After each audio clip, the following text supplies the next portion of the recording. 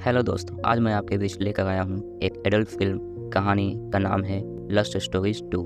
यह फिल्म 29 जून को नेटफ्लिक्स पे रिलीज की गई है और काफ़ी ट्रेंडिंग में चल रही है। इसका फर्स्ट पार्ट 2018 में आई थी, जो कि थी लस्ट स्टोरीज। इनके लीड एक्टर थे कियारा आडवाणी और यह फिल्म काफ़ी अच्छा कमाई की थी और लोगों के बीच काफ़ी शोहरत भी प्राप्त की थी। उसी को देखते हुए लस्ट स्टोरीज 2 आई है और यह काफ़ी ज़्यादा लोगों को पसंद आ रही है और बहुत ही ज़्यादा इसे पसंद किया जा रहा है लोगों द्वारा।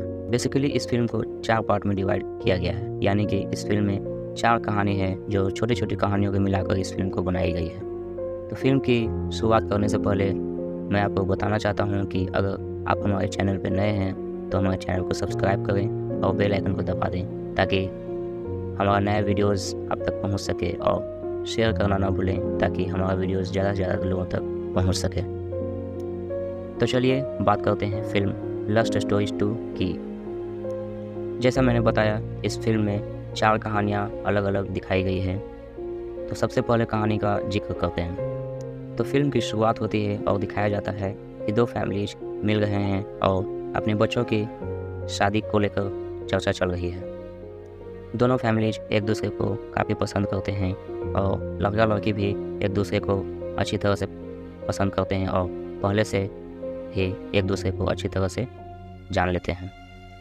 दोनों फैमिलीज़ के बीच वार्तालाप लगभग ठीक ही चल रहा था, तभी लड़की की दादी वहाँ पे आती है और एक शर्मिंदगी भरी बात छेड़ देती है कि शादी से पहले लड़का लड़की सेक्स लाइफ को लेकर कंपैटिबल है या नहीं, यह जानना बहुत ज़रूरी है।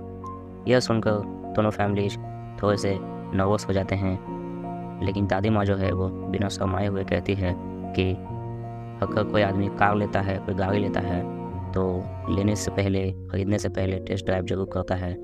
फिर तो यह ज़िंदगी की बात है, तो ज़िंदगी की बात है तो क्यों ना शादी से पहले सेक्स के बारे में जान लिया जाए और क्या दोनों कंपैटिबल है, इसके बारे में ध्यान दिया जाए। आगे के सीन में दिखाया जाता है कि जो दादी है वो अपने बिस्तर पर बैठी रहती है, तो उसकी पोती वहाँ पे जाती है और उससे कहती है कि आपको यह सब कुछ नहीं कहना चाहिए था।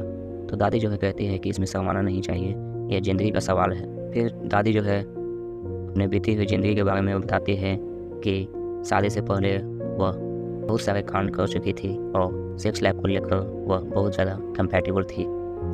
दादी जो है बातों ही बातों में अपनी पोती को फोर्स करती है कि शादी से पहले वह अपने पार्टनर के साथ हम बिस्तर हो जाए और जांच परख ले कि क्या वह सेक्स लाइफ में खुश है या नहीं। दादी के बताए हुए मार्ग पे जो होती है वो चलती है और कई बार होटल में जाती है और सारे टेस्ट कर आती है और खुशी खुशी बताती है कि हम दोनों बहुत खुश हैं। इसी के बाद दोनों की शादी हो जाती है और फिल्म की पहली जो कहानी है यहीं पे ख़त्म हो जाती है। अब फिल्म की नई कहानी की शुरुआत होती है। यह कहानी है एक अर्बन सिटी की, जिसमें कि एक औरत है जो कि सेक्सुअल प्लेजर से दूर है, क्योंकि उसका जो रिलेशनशिप है लड़कों के साथ वह ठीक नहीं रहा और टिक नहीं पाया। एक दिन जब वो लेडी ऑफिस से अपना घर को आती है तो देखती है कि जो उसकी मेड है वह एक आदमी के साथ उसी के बेड पे इंटीमेट हो रही है। यह सब देखकर वह बहुत अचंभित हो जाती है और बहुत घबराहट से महसूस करती है। इसके बारे में वह अपनी मेड को नहीं बताती है और छिप कर सब कुछ देखती रहती है। फिर नेक्स्ट डे वह उसी टाइम पे अपने घर को जाती है और फिर से वह देखती है कि जो उसकी मेड है वो एक आदमी के साथ उसके रूम में उसी के बेड पे इंटीमेट हो गई है। इसके बाद डेली वह लेडी जो है दोपहर में अपने घर को आ जाती और छिप कर अपने मेड की कारनामा देखती रहती। यह सिलसिला बहुत दिनों तक चलता रहा। एक दिन जब वह लेडी छिप कर देखती रहती है तो चोरी छिपे देखने की आदत थी वह पकड़ी जाती है। मेड को यह पता चल जाता है और दोनों में तुम में हो जाती है और पूरी कॉलोनी में यह बात फैल जाती है। इसके बाद लेडी जो है उस मेड को नौकरी से निकाल देती है और नया मेड खोज लेती है। कुछ दिन बाद दोनों मार्केट में मिलते हैं तो बहुत फ्रेंडली बात करते हैं। लेडी जो है उस मेड से पूछती है कि अगर तुम जानती थी कि मैं तुम्हें चोरी छुपे देखती हूँ तो तुम पहले क्यों नहीं कही। तो मेड कहती है कि मुझे मज़ा आ रहा था, और जो लेडी थी वह कहती है कि मैं भी मज़ा ले रही थी। यहीं से इस कहानी की एंड होती है और शुरुआत होती है एक नए कहानी की। तीसरी कहानी की लीड एक्ट्रेस है तमन्ना भाटिया। इस कहानी में दिखाया गया है कि एक लड़का कार से जाता रहता है, तभी उसकी बीवी का फ़ोन आता है तो वह कहता है कि वह बिजनेस के काम से जा रहा है। तभी रास्ते में उसका एक्सीडेंट हो जाता है और वह बच जाता है, लेकिन कार को बहुत ज़्यादा क्षति पहुंचता है। उसके बाद वह मैकेनिक ढूंढने के लिए जाता है और मैकेनिक को कहता है कि तुम जाकर कार बनाओ, और वह कॉफ़ी ढूंढने के चक्कर में एक स्कूल में चला जाता है जहाँ की एक लड़की जो है तमन्ना भाटिया, वह सिंगिंग क्लासेस ले रही है। उसके बाद वह आदमी तमन्ना भाटिया को फॉलो करता है और उससे पूछता है, उससे कहता है कि मैं सोचा था कि तुम मर गई। तमन्ना भाटिया जो है वो कहती है कि तुम 10 साल बाद मिले हो। आदमी जो है वो कहता है कि तुम 10 साल बाद मिले हो, इतने सालों तक तुम कहाँ थी, क्या कर रही थी और यहाँ कैसे आई। तमन्ना कहती है कि ये सब छोड़ो, तुम बताओ क्या कर रहे हो। तो वह कहता है कि मेरी शादी हो चुकी है मेरे फ्रेंड से तुम्हारे जाने के बाद। तमन्ना कहती है कि मैं तुम्हारे बच्चे की माँ बनने वाली थी। जब मैं नर्सिंग से लौट रही थी तो रास्ते में मैंने एक कपल को देखा जो कि लेबर पेन से गुजर रही थी, तो मैं उस कार में घुसी और उसके बाद पता नहीं क्या हुआ, मैं यहाँ इस जगह पे आ गई और यहीं रहने लगी। उसके बाद तमन्ना कहती है कि एक दिन पार्टी में मैंने किट का इस्तेमाल किया था, जिससे पता चला कि मैंने प्रेग्नेंट थी, और मैंने वह किट बाथरूम में ही छोड़ दिया था, जो कि अनु के हाथ लग गया था और अनु को पता चल गया कि मैं प्रेग्नेंट हूँ। अनु जो थी वह उस आदमी से बहुत प्यार करती थी और वह नहीं चाहती थी कि वह किसी और के हाथ में जाए, इसलिए उस आदमी का जो वाइफ था तमन्ना भाटिया, उसको वह मार देता है। वार्तालाप के बाद आदमी और तमन्ना दोनों हमबिस्तर हो जाते हैं और उसी बीच उस आदमी के मुंह से गलती से निकल जाता है उस किट का नाम, जो कि तमन्ना का एक फ्रेंड था, वो कनाडा से लाई थी। इसी बात से तमन्ना का शक क्लियर हो जाता है और वह जान जाती है कि उसे मारने वाला कोई और नहीं बल्कि वह आदमी था जो कि उसका हस्बैंड था। उसके बाद वह आदमी तमन्ना को तकिया से मुंह तोप कर जान मार देता है और वहाँ से निकल जाता है। जब वह अपने कार के पास जाता है तो देखता है कि उसके कार से एक डेड बॉडी निकल रही है। वो जब नज़दीक जाकर देखता है तो देखता है कि उसका ही बॉडी जो है निकल रहा है।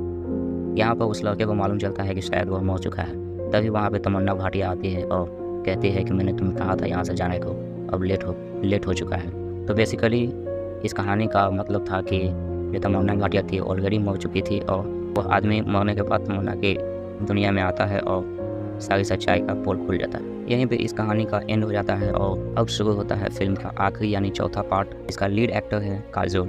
कहानी में दिखाया गया है कि काजोल जो है वह एक कोठे पर रहती थी और उसका नाम था चंदा। एक रजवाड़ा राजा रहता है, वह चंदा को कुछ पैसे देकर वहाँ से छुड़ा कर अपना घर लेकर चला जाता है और उससे शादी कर लेता है। वह राजा बहुत बुरी तरह से चंदा के साथ पेश आता है और उसे सेक्सुअली एक्सप्लॉइट करता है।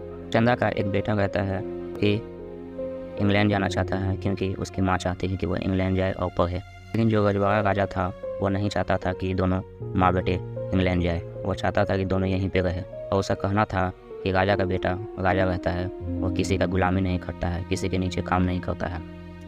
दोनों माँ बेटे को उस आदमी से बहुत परेशानी थी। दोनों उस परेशानी से ना चाहते थे और छुटकारा पाना चाहते थे।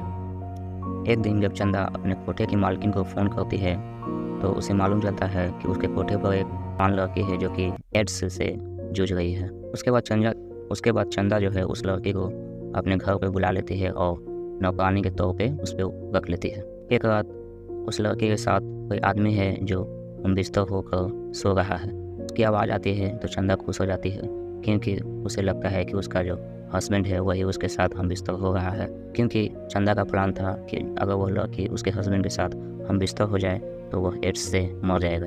लेकिन तभी का हस्बैंड जो है दूसरे दरवाजे से आता है। यह सब देखकर चंदा बहुत अचंभित हो जाती है और चौंक जाती है। तब जाकर उसे मालूम होता है कि जो लड़का उस लड़की के साथ हम बिस्तर हो रहा है वह और कोई नहीं बल्कि उसका प्यारा बेटा है। यहीं से चौथी जो कहानी है इस फिल्म की ख़त्म हो जाती है और इसी के साथ फिल्म की भी कहानी ख़त्म हो जाती है।